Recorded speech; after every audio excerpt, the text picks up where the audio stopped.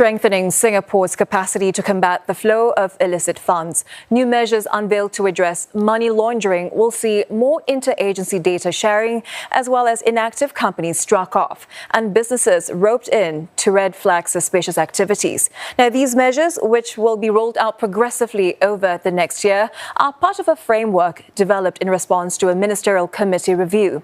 Authorities say the focus is on preventing and detecting money laundering, but they also note the recommendations should not come at the expense of legitimate business. This is a fine balancing act because for every step and every measure, there are trade-offs. The system cannot be too lax, but at the same time, it cannot be too stringent because we do not want to stifle genuine law-abiding businesses.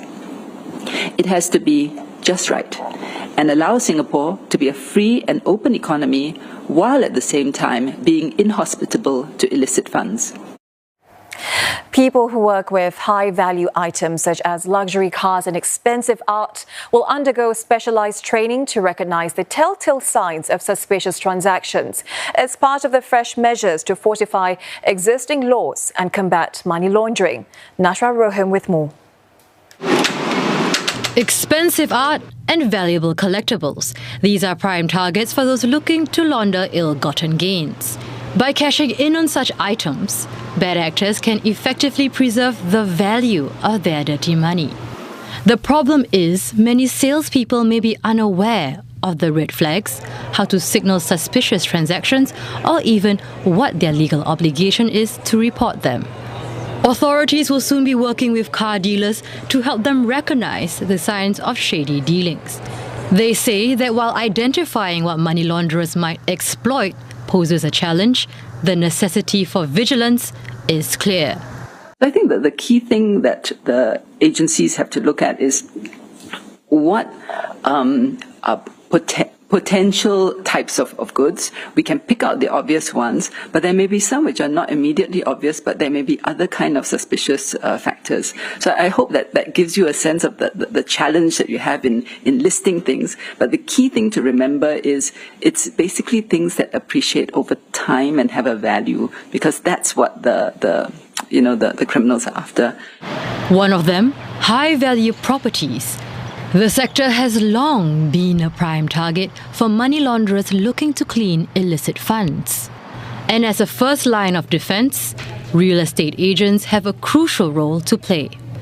These professionals, along with bankers, relationship managers in financial institutions, and lawyers, are key groups who can stop financial crime in its tracks. In the next few months, these gatekeepers will be trained to dig deeper and check who they are actually dealing with. Through our engagements with the gatekeepers, we've observed that anti-money laundering implementation and practices vary across and within sectors.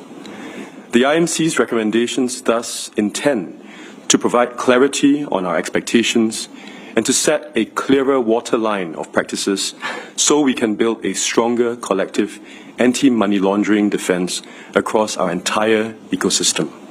Another avenue criminals exploit to launder money is through companies registered in Singapore. To combat this, the Accounting and Corporate Regulatory Authority will identify and flag firms that consistently fail to meet filing requirements. According to one lawyer, bad actors often retain these companies solely to facilitate their illegal activities. Within a short period of time, they have multiple transactions, and then after that, it's not used again.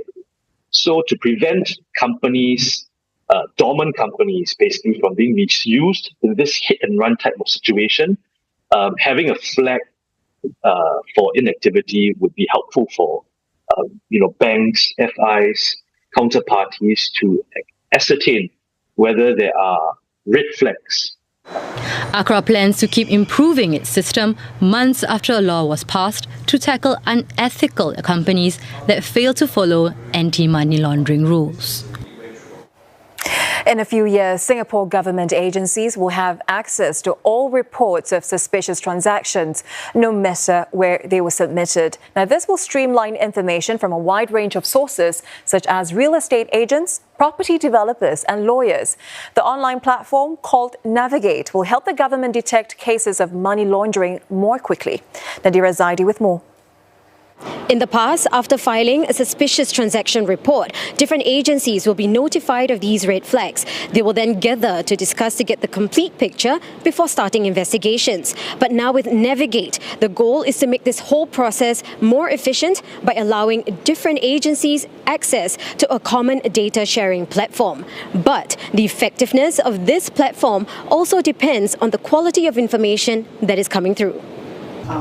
Second Finance Minister Indrani Raja says the government is working to weave existing data into a net it can use to gather even more information. If you think of a fishing net, right? If the gaps between the fishing net are larger, then you catch bigger things, but not the smaller things. But if your net is more refined, the gaps between the ropes are smaller, you catch more information, and the more information you catch, then the more you're able to analyze, triangulate, pull together different pieces, and it is that which gives you the edge. A similar data sharing platform called Cosmic already exists for 6 major banks in Singapore. It will contribute relevant information to government agencies as well. MAS will review the information from Cosmic as part of MAS's overall surveillance efforts and also distill the key information for sharing with government agencies. MAS will also use the data from Cosmic to support the supervision and risk surveillance of the financial sector and also support law enforcement efforts. Authorities will also ensure there are guardrails on such data sharing platforms to protect sensitive information.